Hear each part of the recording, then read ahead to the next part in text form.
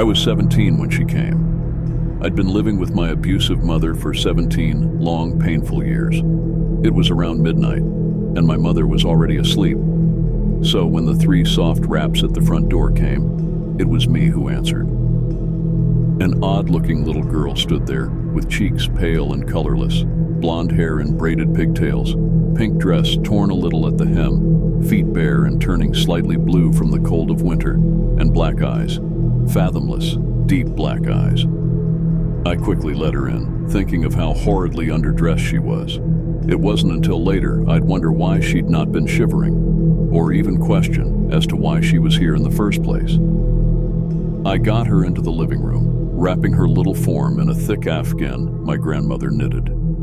She held it, though it didn't seem to affect her, and I smiled. "What's your name, sweetie?" A long silence passed, in which she stared at me.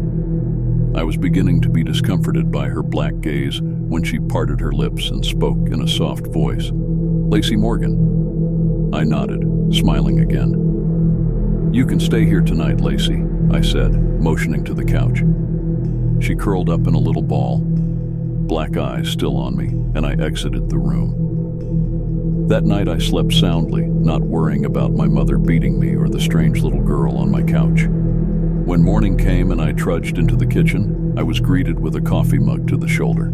I gave a feeble shout of pain, staring at my mother. "What the hell did you do? Why is there dirt on the couch?" she shouted, confusing me greatly.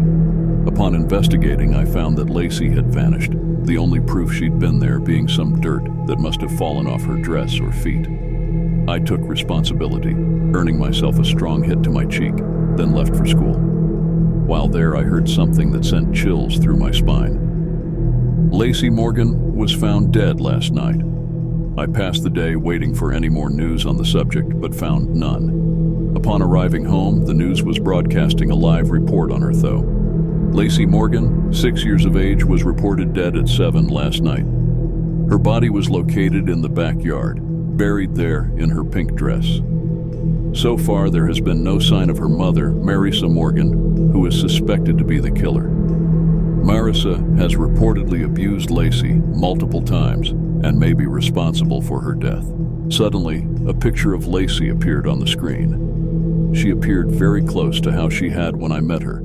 Blonde hair and braids, pink dress, pale face. Only her cheeks had color, and her eyes were baby blue. To most, this would seem unimportant, but to me it was.